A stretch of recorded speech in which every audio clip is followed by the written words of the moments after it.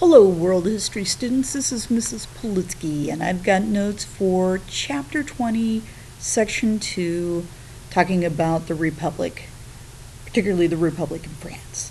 So, we're going to continue talking a little bit about the aftermath of this French Revolution. And we're going to talk about the September massacres. These were executions carried out against nobles and priests. If you remember our first and second estates, that's what we're talking about here. The National Convention also convicted King Louis XVI of having conspired against the liberty of the nation of France, and as a result, he shall be taken to the guillotine, and he is executed, off with his head.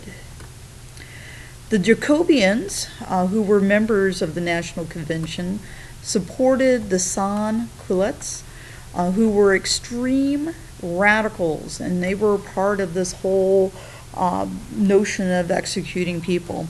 And one of their leaders happens to be a guy named Maximilien Robespierre, who you see pictured here. He is one of the guys who is calling for all these executions of priests and nobles, and is working very hard to get that done. And as a result, we have a period of time in France that is known as the Reign of Terror.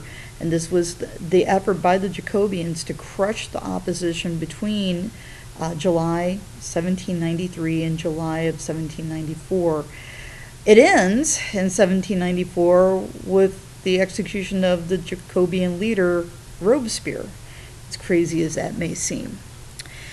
After the French Revolution, a man named Napoleon Bonaparte, who we're going to talk about in sections 3 and 4, is a young French general at this time, became incredibly popular, and eventually he is going to rise to power.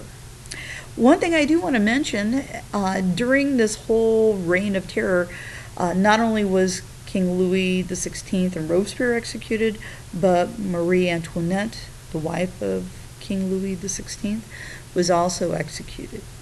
Thank you very much.